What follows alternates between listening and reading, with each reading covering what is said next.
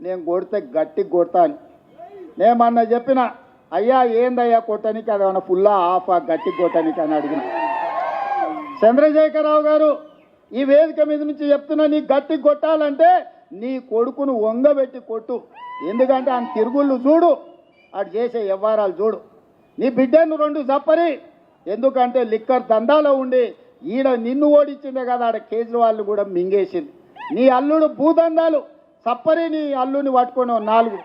గట్టిగా కొట్టు వాళ్ళను కొడుకుని కొట్టు అల్లుని కొట్టు బిడ్డను కొట్టు సడ్డకుని కొడుకుని కొట్టు గట్టి కాదు కట్టె తీసుకొని కొట్టు వీళ్ళు చేసిన దుర్మార్గాలు తెలంగాణ సమాజం చూసింది కాబట్టే నిన్ను గట్టిగా వంగబెట్టి కొట్టింది తెలంగాణ సమాజం అని చెప్పిన చంద్రశేఖరరావుకు ఆయనకు చెప్తున్నా ఇక ఆయన ఊరిస్తున్నాడు ఇక నేను వస్తున్నా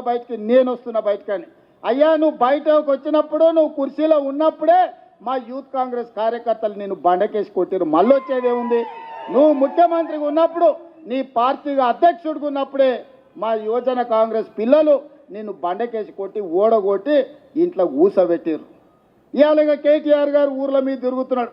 కొత్త బిచ్చగాని పొద్దుగుర్తు ఎరగాడని 10 ఏళ్ళ అధికారంలో ఉన్నాడు డబుల్ బెడ్రూమ్ ఇల్లు ఇస్తాను ఇయ్యలే ఇంటికో ఉద్యోగం ఇస్తాను ఇయ్యలే దళితులకు 3 ఎకరాల భూమి ఇస్తాను ఇయ్యలే డబుల్ బెడ్రూమ్ ఇల్లు ఇయ్యలే ఇట్లా చెప్పుకుంటా పోతే 100 హామీలు ఉన్నాయి 10 ఏళ్ళు అమలు చేయలేదు 7 లక్షల కోట్ల రూపాయలు అప్పు తెచ్చాడు 10 నెలలు కూడా కాలేదు అప్పుడే బిచ్చగాని తిరగ గంగిరెద్దులో తిరగ సంక్రాంతి పూట గంగిరెద్దుల్లో వచ్చినట్టు ఊరూరు తిరుగుతున్నాడు ఈ ప్రభుత్వం ఏం చేయలేదని